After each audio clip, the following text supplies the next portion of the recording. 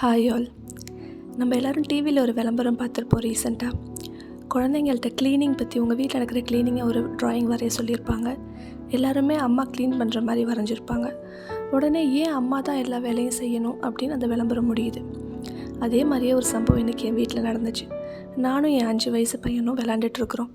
அப்போ அந்த குழந்தை என்கிட்ட ஒரு பாக்ஸில் அவனோட எல்லா விளையாட்டு ஜாமானையும் கொண்டு அம்மா சர்ப்ரைஸ்னு கொடுக்குறாங்க. நானும் சந்தோஷமாக வாங்கி பார்த்துட்டு, தேங்க்யூம்மா, எனக்கிட்ட ஏன் கொடுக்குற அப்படின்னு சொல்லி கேட்குறேன். உங்களாம் என்னை ரொம்ப பிடிக்கும், நான் உங்களை லவ் பண்ணுறேன்னு ஏதாவது சொல்லுவான்னு நான் எதிர்பார்த்தேன். ஆனால் அந்த பையன் சொன்ன வார்த்தை, விமன்கிட்ட காசு இருக்காது, அதனால் நான் இதை உங்கள்கிட்ட கொடுக்குறேன் அப்படின்னு சொன்னாங்க. அதை கேட்டவுடனே எனக்கு ரொம்ப அதிர்ச்சி ஆயிடுச்சு.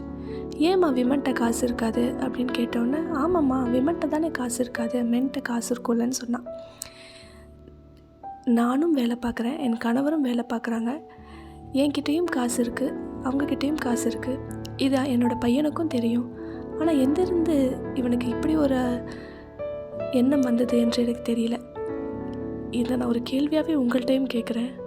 எல்லா குழந்தைங்களுக்குமே நம்ம சொல்லிக் கொடுக்காத ஒரு விஷயம் புகுட்டப்படுது.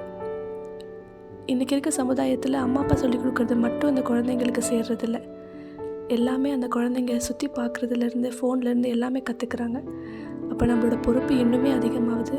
இதை பற்றி நீங்கள் என்ன நினைக்கிறீங்கன்னு உங்களோட கமெண்ட்ஸை சொல்லுங்கள். நன்றி.